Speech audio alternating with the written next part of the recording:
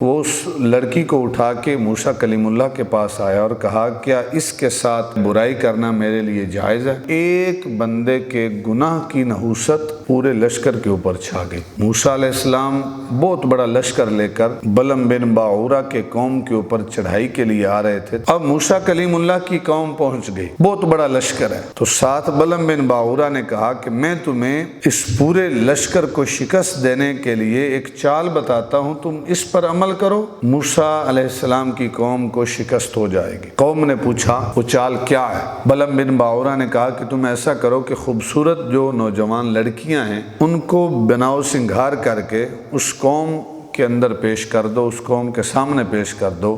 اگر اس پورے لشکر میں سے کسی ایک بندے نے بھی کسی عورت کے ساتھ، اس نوجوان لڑکی کے ساتھ برائی کر لی تو اللہ تعالیٰ اس پورے لشکر کو شکست دے دے گا۔ یہ چال چلی بلم بن باعورہ نے، اور قوم نے کیا کیا کہ خوبصورت لڑکیاں ان کے سامنے پیش کی بناؤ سنگھار کر کے۔ تو ایک رئیس جو ہے اس کے خیمے میں جب لڑکی پہنچی تو خواہش جو ہے اس کے اوپر غالب آ گئی۔ وہ اس لڑکی کو اٹھا کے موسیٰ کلیم اللہ کے پاس آیا اور کہا کیا اس کے ساتھ برائی کرنا میرے لیے جائز ہے، میرے لیے حلال ہے؟ موسیٰ کلیم اللہ نے ارشاد فرمایا کہ تیرے لیے بالکل حلال نہیں، جس قدر ہو سکے تو اس سے بچ جا۔ لیکن اس نے موسیٰ کلیم اللہ کی بھی نافرمانی کی اور اس لڑکی کو اپنے خیمے میں لے کر گیا اور اس کے ساتھ اس نے برائی کی۔ جب اس نے برائی کا ارتکاب کیا، ایک لمحے کے اندر پورا جو لشکر تھا اس میں طاعون کی وبا پھیل گئی، اور چند لمحات میں 70,000 جو بنی اسرائیل کے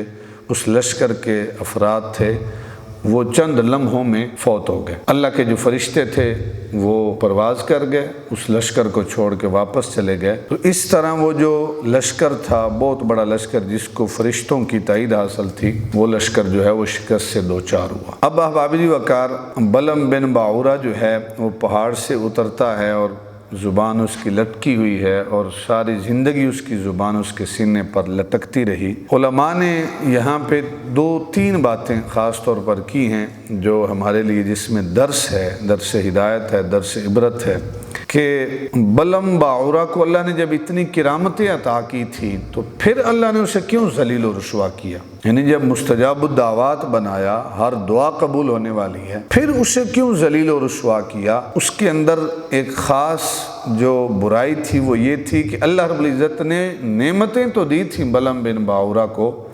لیکن بلم بن باعورہ جو ہے ان نعمتوں پر اللہ کا شکر نہیں ادا کرتا تھا۔ اس وجہ سے اللہ نے ان ساری نعمتوں سے، اگر اللہ تمہاری دعا کو قبول کرتا ہے یہ بھی ایک نعمت ہے، اس پر بھی اللہ کا شکر ادا کرنا چاہیے کہ باری تعالیٰ میری ہر دعا تو قبول کرتا ہے، یہ تیری کرم نوازی ہے۔ اللہ نے سجدے کی توفیق دی، یہ بھی اللہ کی کرم نوازی ہے، اس پر بھی اللہ کا شکر ادا کرنا چاہیے۔ اللہ نے قرآن کی تلاوت کی توفیق دی، صدقہ و خیرات کی توفیق دی، اللہ نے زکوٰۃ کی ادائیگی کی توفیق دی، فصل اٹھاتے ہیں عشر کی توفیق دی، اس پر بھی اللہ کا شکر ادا کرنا چاہیے، نہ یہ کہ انسان خود بن جائے کہ مجھ سے بڑا سخی کوئی نہیں، اللہ کی توفیق کے بغیر کچھ نہیں ہوتا۔ پھر دوسری بات کہ بلم باعورہ جو ہے وہ لالچ کر گیا، وہ دنیاوی جو تحفے تحائف تھے ان کی وجہ سے وہ لالچ میں آ کے اس نے بد دعا کے لیے تیار ہو گیا۔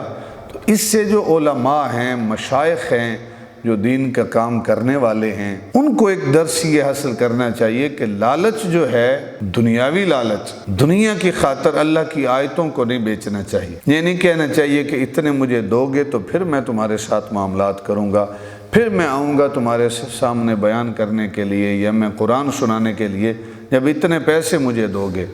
تو یہ ایسے ہی ہے جیسے قرآن کی آیتوں کو بیچنا۔ اور اس کے بعد جو ہمیں درس اس سے ملتا ہے وہ یہ کہ موسیٰ کلیم اللہ کا جو لشکر ہے اس میں ملائکہ بھی تھے، مومنین بھی تھے، اور اس لشکر کے ناکام ہونے کا سوال ہی پیدا نہیں ہوتا تھا۔